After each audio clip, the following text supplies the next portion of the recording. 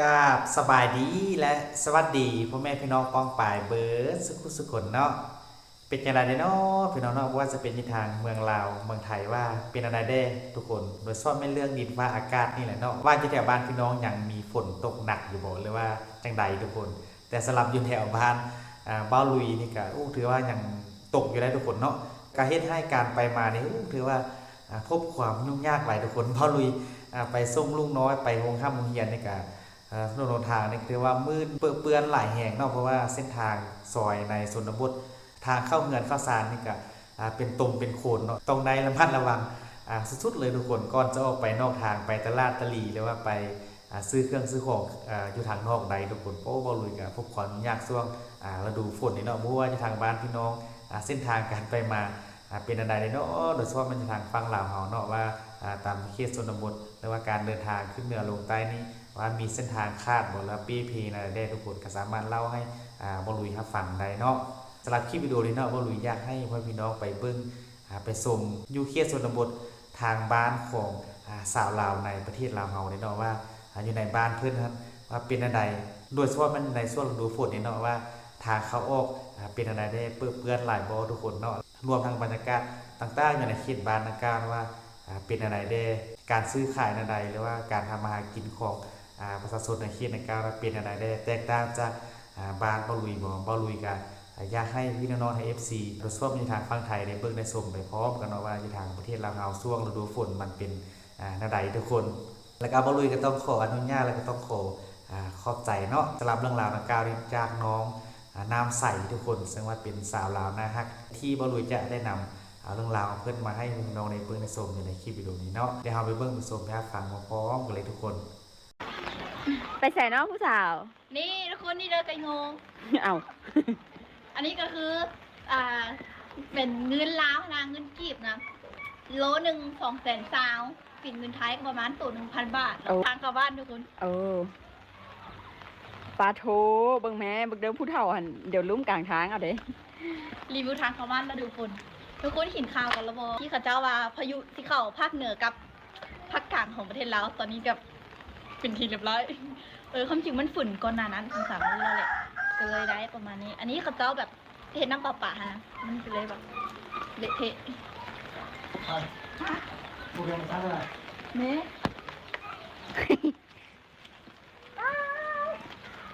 ทางเข้าบ้านผู้สาว เบิ่งสุดผู้สาวก่อน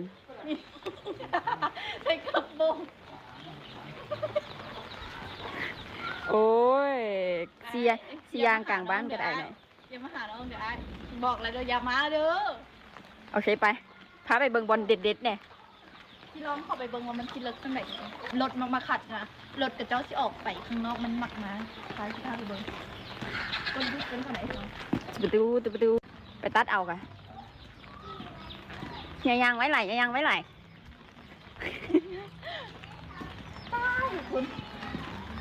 นี่ทุกคนทีเด็ดของเขาคืออยู่นี่แหละ อันนี้ก็คือไม่อย่างก็เขาเจ้าเอื้อนอย่างวะ กลางบ้าน กลางบ้าน นั่นแล้ว ใส่อย่างแค่กลางบ้านแน่นี่แน่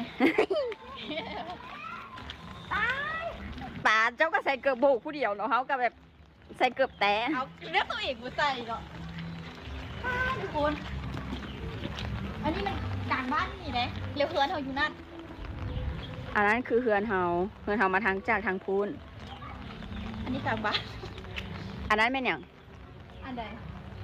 อันนี้หว่ามึงเอ๊ะคือมัน บ่แม่นอันนั้นนะ อันนั้นอ่ะรักมือหมดก็ เคลื่อนเมืองก็จะเอิ้นเคลื่อนเมือง เพื่อนมืออ่ะ แม่น แป๊บไม่เคยได้ยินมาแม่ฮะ แม่น ตายบ่ฝันมันจะปิ่นขนาดนี้นะ น้ำปลาเฮ็ดเส้น ฝนตกอาทิตย์หนึ่งเต็มๆทุกคนตามที่นับมาได้บางทีก็อาจจะเกินกว่านั้นเพราะว่ามันแบบตกทุกมื้อตกตลอดเลยนะก่อนที่จะเห็นน้ำประปาอีกมันจะตกค่ะแต่ว่าเห็นน้ำประปาอีกพอดีเขาเจ้าแบบ อันนี้เขาเจ้าขุดห้องมึงเจนั่นมาขูดไปแบบโคบ้านเลยเขาเจ้าขุดไปหมดเลยอันนี้ก็ขุดเนื้อแล้วแบบ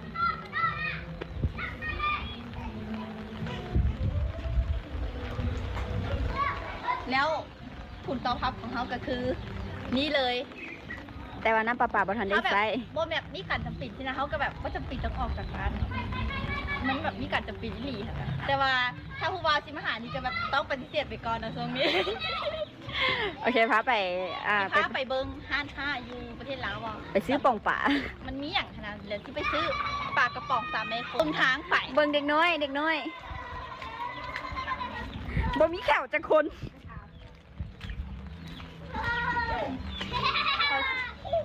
เขาที่ไปสัมภาษณ์เด็กน้อยอยู่นั่นทุกคน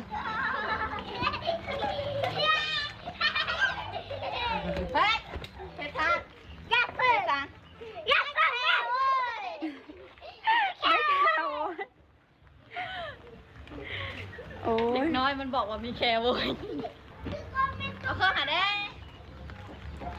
ถ้าจะไปซื้อป่องป่าคุณจะมาเบิ่งว่าราคามันจะประมาณไหนบ่แม่นบุมนี้เบ้าป่องป่าก็มีอ่ะ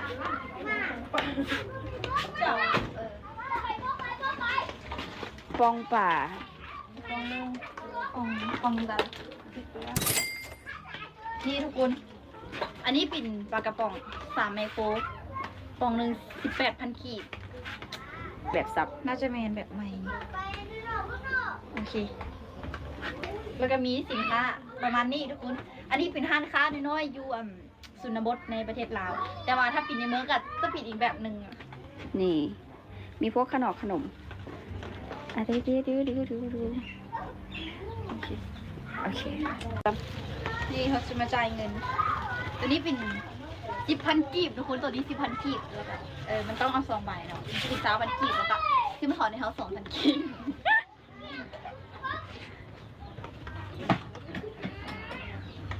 ก็ได้มา2,000 กีบความจริงเราซื้อขนมไปได้ ซื้อขนมถุงหนึ่ง นี่ทุกคนสรุปรวมแล้วของป่าผมนึงเป็น18,000 กีบเงินไทยก็สามารถไปเฉลี่ยเอาเองแล้วตอนนี้โบแน่ใจว่ามันสินประมาณเท่าไหร่น่าจะประมาณแบบ25 บาทหรือว่า28 บาทประมาณนี้แหละแล้วก็ โอเคไป จะไปเห็นยังกิน จะไปไข่ไหมคะใส่เฝอให้กินทุกคนใส่กันต่อเอ้ย แค่บ่มีใจนิ่ม ที่ประเทศลาวทุกคนรู้ไหมมันบริบทกับ ไป ตุ้มไก่เด้ โอ้ตัวใหญ่แค่ ไอ้ยืดมาดูแล้วบัง ระวังล้มเด้อ กระถางปากเปื้อนๆเจ้าบอกนอกบ้านนอกเขื่อนเจ้าสิฮู้อย่าง บ้านที่ลาวส่วนใหญ่ก็เป็นแบบนี้ สรุปสิเว้าลาวหรือเว้าได้ ไกด์เบิร์ดผสมผสานมันปิ่นเฮือนแบบยกสูงเฮือนแบบนี้เบิร์ด อยู่90นี่หลังนี้งาม ก็แบบนั้นฮะ นี่หลังนี้งามอยู่ มีเฮือนอันนั้นจากหลังวะ เงินก็ว่ะ 1 1 2 3 4หลัง เฮือน4-5 หลังแต่นี้กับเราแบบกำลังสร้างอีก 6หลัง ประมาณ5-6 หลัง เออ แต่ว่าส่วนใหญ่กับปิ่นเฮือนแบบนี้เฮือนแบบไม้แบบบูฮาร์ดนะแต่ก่อนเฮือนน้ำใจกับเป็นแบบนี้ได้แต่ว่าอันนี้แบบได้สร้างไปเมื่อปี2017-18นี่แหละประมาณได้4 ปี 6 ปีแล้วโอเค โอเคไปคำแล้วนี่นะสิได้กินตอนจังโมง จะเป็นไปต้ม ไปเนี่ยเป็ดไก่หิวข้าวหิวข้าวแล้วว่าอิ่มเอาดีๆทุกคน เนอะขอเจ้าแหนมอยู่เด้อหันเด้อ โมเมนต์เจ้าของมันที่บอกตายอันนี้กับที่ว่าที่เอาค่าดองเท่าไหร่เกาะ 300 ล้าน ส่งซื้อว่ะ เขาเจ้าอันนั้นมีกับเจ้ามาคอมเมนต์ว่าค่าดองเจ้านะส่งซื้อพอบอกคือก็เลยตอบไปว่าไอ้ให้น้องประมาณแบบ100 ล้านนั่นก็ดีใจทางชาวบ้านก่อน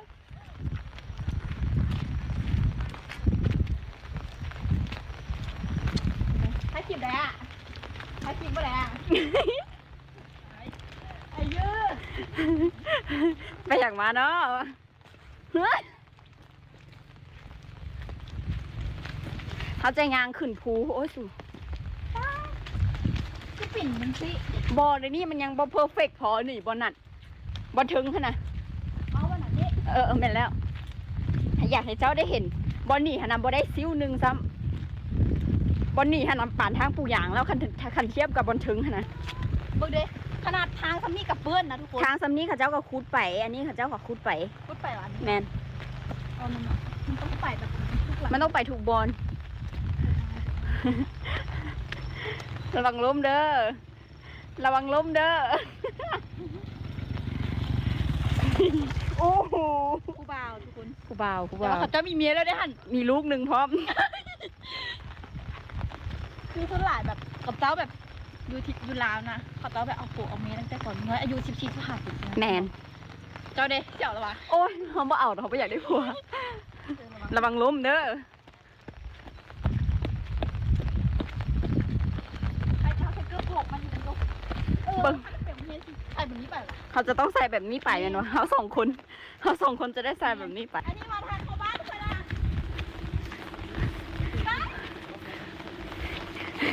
เอาออกไหมคันห่มนะหลับนะ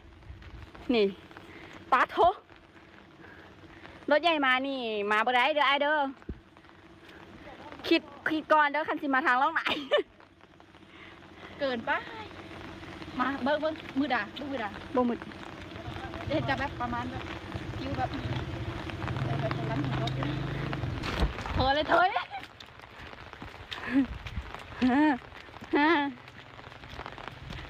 ตากล้องสู่ชีวิตแฮง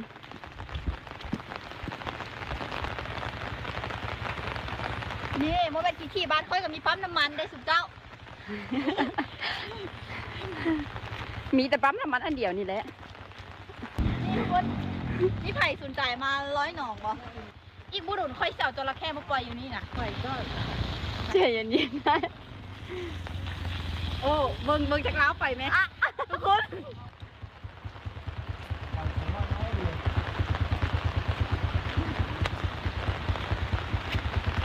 นี่ทุกคนผู้เป็นขี้ได้มีอันเนี่ยก็ยาแหละคิดบ่ออกนะ ห้านส้มแป่ง ทางเข้าแฝง 2ห้าน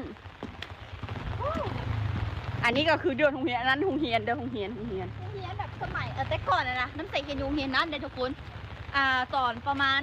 ป .1 ตั้งแต่ตอนป .1 เขาตอนป .3 เฮียนโรงเรียนนั่นแล้วก็ป .4 แล้วก็ไปเฮียนอยู่บ้านเก่า นั่นแล้ว เพราะว่ามันบ่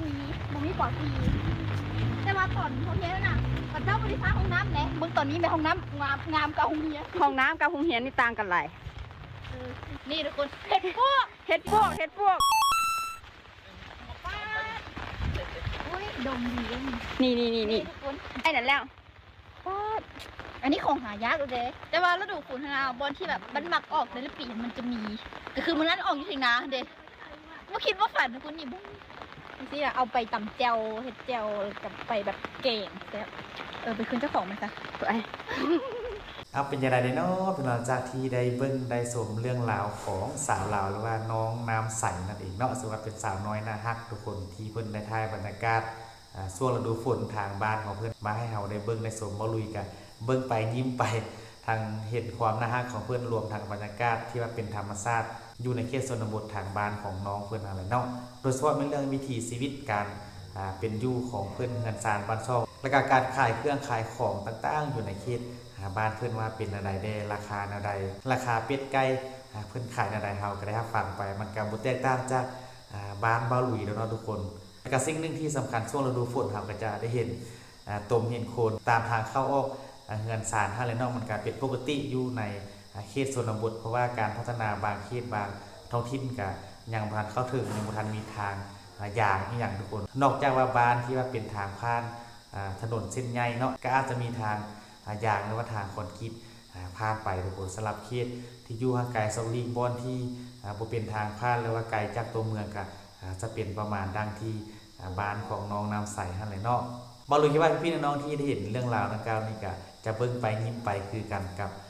เบ้าหลุยนี่แหละเนาะมันก็เป็นบ้านเขตอยู่ในชนบททางฝั่งลาวเฮาที่ว่ามีความสงบมิตรเงียบอยู่กับธรรมชาติเบ้าหลุยก็เป็นคนหนึงที่อาศัยอยู่ในเขตบ้านนอกคือกันกับบ้านน้องน้ำใสอะไรเนาะบ่ต่างจากกันปานใดทุกคนซึ่งทุกสิ่งทุกอย่างนี่ก็จะติดพันกับธรรมชาติว่าจะเป็นการหาอยู่หากินหรือว่าการนำใช้รถรางพาหนะก็บ่ค่อยจะมีรถใหญ่เนาะมีแต่รถจักรหรือว่ารถ TikTok รถสิ่งอีหยังที่ว่าไปให้ไปนาไปหัวไปสวนก็จะส่วนหลายก็จะประมาณนั้นสำหรับอยู่แถว